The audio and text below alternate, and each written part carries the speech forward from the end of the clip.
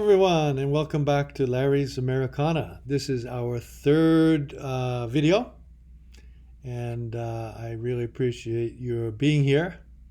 Um, so, as I mentioned, this is a series based on a book that I published, and the book was published based on a magazine. Here's the cover of this particular issue, way back when, and this is what we will be talking about today. Baseball cards, part of Americana.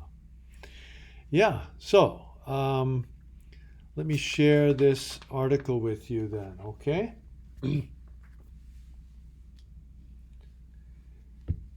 How much would you be willing to pay for a baseball card? When I was a boy, they were going for 5 cents a pack. A pack contained 5 cards with a stick of bubble gum. Here are some examples of some of the cards, many of which, probably all of which, I owned. So a pack contained 5 cards with a stick of bubble gum, and that comes to 1 cent per card, right? 1 cent per card. Cheap, very cheap. But listen to this. In 2007, the granddaddy of all cards, the undisputed king of all cards, a Honus Wagner card originally issued in 1909 by the American Tobacco Company, sold at auction for a mind-boggling, are you ready for this? $2.8 million. On the left, this is the card. That's a young Honus Wagner. This is him on the right. He was one of the greatest players of his day. And this is one of the oldest cards that you can find that is still in good condition, and that's why it's so valuable. 2.8 million. Can you believe it? Baseball card collecting, my friends, has come a long way. Who could have imagined, huh?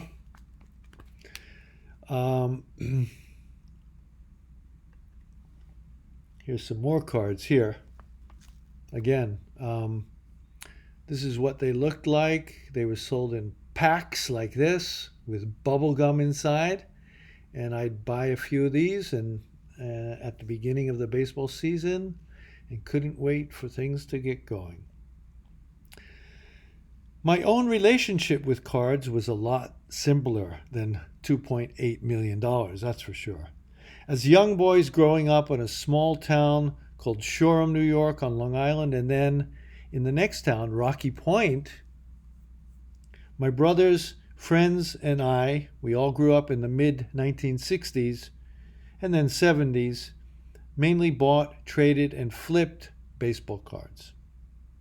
At that age, before we discovered girls and rock music, life was simple and innocent, and baseball cards were a big part of how we enjoyed spring and summer. The big activity was flipping. I will explain in a minute what flipping is, but first, let me just say that through flipping, my brothers and I would end up each summer with bags and bags full to the brim, literally thousands of cards that we had won flipping after starting off in May or earlier at the beginning of the season with only a few dozen that we had purchased, an investment of less than $1. Flipping was part game, part gamble, and part guff.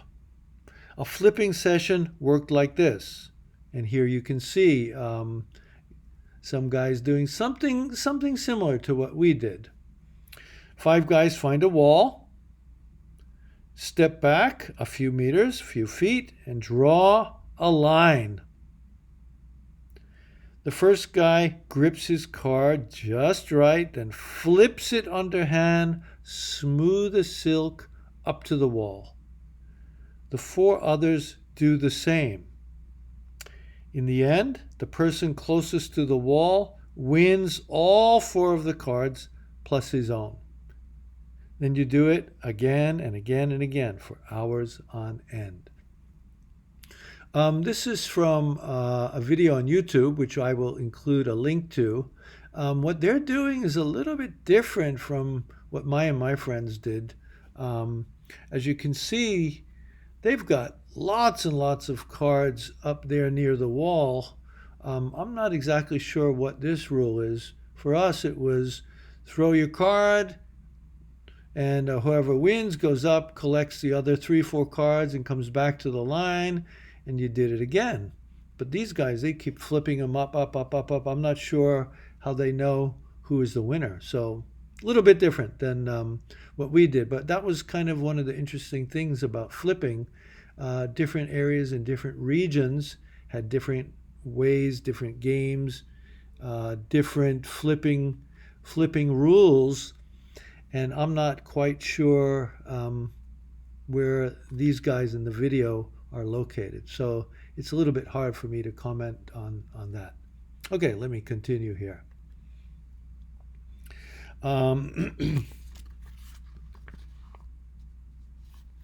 Why were my brothers and I so good at flipping? I'm not sure, but we practiced against each other a lot. That probably had a lot to do with it. It probably helped us hone our skills. There were a few other kinds of flipping games. One that was incredibly exciting was called flipping for distance and could only be done in a large field. You and your friends make a line, then one by one take a running start and heave the card as far down the field as possible. Farthest wins. My brother Dennis was the champ. He could flip a card overhand, maybe half a field, 50 yards down.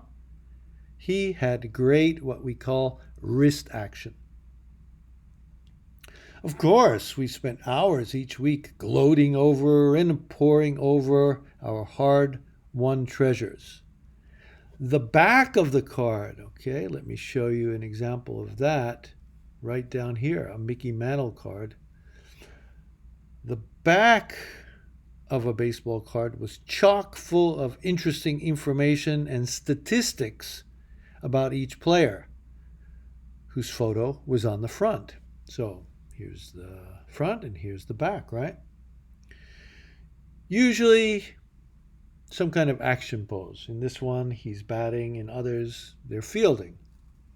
My favorite player in those days, right here, you can see him, Micky Mantle, the great center fielder of the New York Yankees in the 1960s, and actually late 50s too. One summer, I had 27 pieces of the same exact Micky Mantle card. I won all of them flipping. What a treasure hoard. There was one final way that my friends and I enjoyed baseball cards. Try to imagine this. We would attach the cards to our bicycles with clothespins down near the spokes of the tires. As the bike moved and the tires rolled, the cards would come into contact with the spokes and produce a loud noise that sounded very similar to a motorcycle engine, or motorbike engine at least. Pop, pop, pop, pop, pop, pop, pop, pop, pop. We would soup up our bikes with the cards and race around town in a convoy of 10 bikes at a time, making an incredible racket. I don't know if you can imagine how loud that would be. But with 10 guys on bikes, all with those cards attached to their spokes, it was loud. And when you're a kid, well, you even see it nowadays with older people, but when you're a kid, that was pretty exciting. Yeah, the good old days, huh?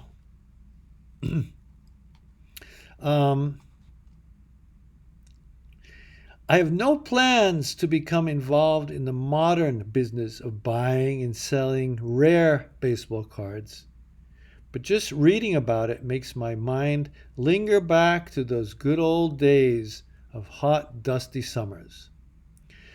I don't know whatever happened to my cards, but I suspect that my mother threw them out 1 year after I went to college. Thanks, Mom. If she had kept them, if she had kept them, I would now be a millionaire. Actually, that's not quite true because they wouldn't have had any value at all, I'm guessing. But it's nice to imagine, nice to think about. Thanks very much. See everyone next time on Larry's Americana. Take care.